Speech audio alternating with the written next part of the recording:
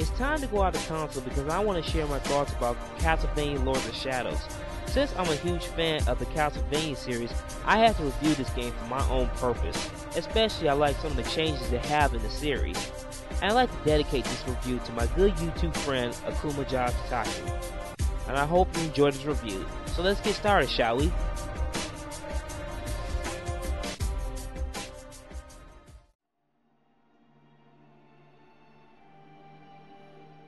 Castlevania Lords of Shadow takes place in the year 1047.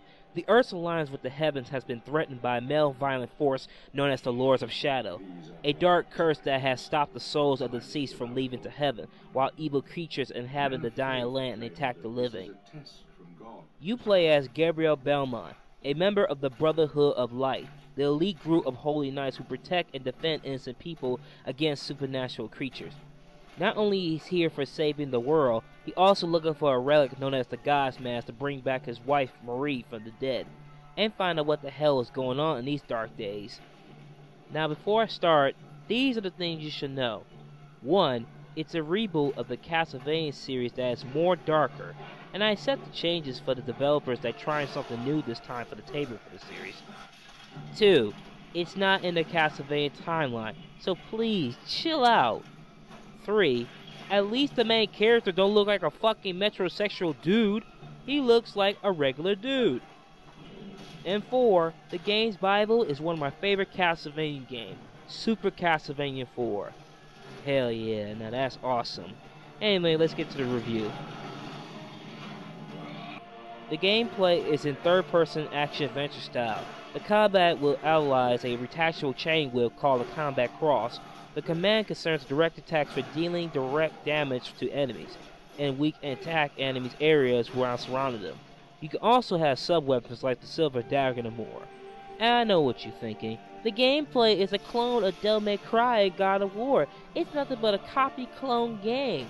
Well, at least it's a good copy-clone game unlike the other ones. It borrows from the best, and it works very well. The controls in the game is very good, and the combos are fun and easy to use to defeat those damn monsters. The puzzles in Castlevania Lords of Shadows are challenging, and they give you a little brain twister to find out the puzzles. When you encounter the puzzle, there's a scroll on the body of the fallen Brotherhood of Light members if they give you a clue what you have to do to solve the puzzle. But there's our puzzle solution. If you use the puzzle solution, it will show you the answer to the puzzle. But there's a price. If you use it, you will lose the reward of more experience points. It's like taking a big test of your life. You look at the answer and the copy the answer. You did pass, but you're not getting the grade for it. I recommend not to use a solution because y'all can solve the puzzle. Y'all really smart. I said that reason I said is brain twister because you have the moment go like, to oh, okay, like that moment. And especially when you get further in the game. The music puzzle box stage was the biggest fucking pain in the ass stage I had to go through.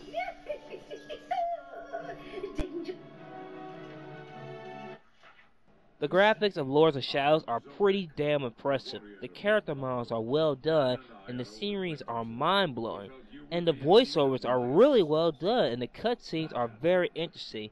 Speaking of voiceovers and cutscenes, Gabriel Belmont was played by Robert Correal, who played the male stripper on the Full Mountie and played the 19 Bond villain Fornar from The World's Not Enough. Zobek is played by Patrick Stewart, who's on Star Trek The Next Generation series and played Professor Xavier of X-Men the movie. They did a hell of a great job of voice acting of this epic Castlevania reboot. And again, speaking of voiceover, listen to this voiceover, you might sound familiar. I hear you seek the guardian of the lake. I will take you to him, but we must be quick. Climb onto my back. Hurry. What the fuck?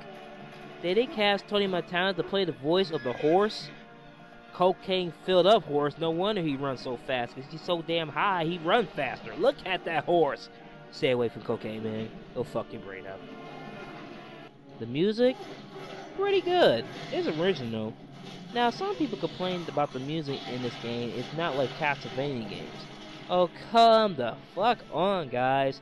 It's a reboot, so that means the music has to be different too. At least some music has some references of the Castlevania tunes. like the Super Castlevania 4 sewer thing, whatever they call it. Whatever. Oh, one more thing. One of the characters looks like the one from Pan's Labyrinth, and his name was Pan. What the fuck? Further through the game, you will get the items that will help you through to the game, and upgrades of your combat cross with different abilities. When defeating the enemy, you will earn experience points so you can buy new moves for your combat cross combos, sub-weapons abilities, and more.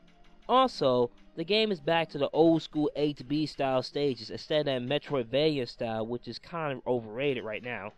When you beat the stage, you'll also have trial missions. You go back to the stage you're already done and do the challenges like beat the stage without using healing, beat the boss in 1 minute, and more. One more thing though, it really pisses me off, is that little bastard who took all your relic powers. You have to play hot and cold hide and seek thing, whatever they calls it, to find that bastard and get your powers back. I really hate that little bastard. The boss battles are challenging, and sometimes they are easy, like that vampire lieutenant, Bruno. Let me tell you something, I beat him with no fucking problem. Then you have the Titan boss battles. I hate to spoil this, they only have 3. The Ice Titan was easy as hell, the second and third Titan or Sun Titans are the major pain in the ass. It's really epic at its own way, but not as epic as Shadow Colossus. I'm just saying, they both epic in his own way. But there's one bullshit part where I did the boss battle with that damn chef though.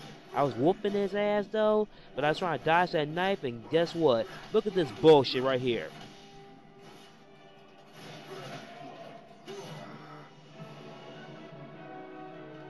That's some bullshit. Yeah, that was bullshit. Cop out, pig. Here are some flaws. The invincible walls are annoying.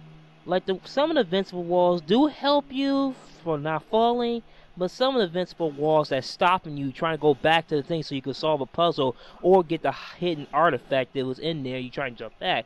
Like this one. It's total bullshit. You telling me I can get out there, but I can't go back to get that item I'm supposed to get back to? Now that was bullshit. The frame rate was annoying as hell when you try to defeat the enemy, but I got used to it. Even though the camera angle was good, but sometimes the camera angle go way off, and that gets really frustrating, but it get back in order if you just run back and just go a quick second, then go back together. Just saying, again. This game is about 20 hours long, and the Xbox 360 version has 2 discs. It is frustrating you have to switch a rule thing like back in the day of Metal Gear, but I understand because the graphics are too huge, so they have to separate them for 2 discs, while the PS3 one has 1 disc. Well, whatever. Overall, Castlevania Lords of Shadow is really a good game. Lots of things you could do when you go back to stages you already done, good audio, excellent storyline, great gameplay, and more. How can I say this? This is a 3D Castlevania comeback. But for some people who feel like it's not a Castlevania game, give this game a try. You might like it.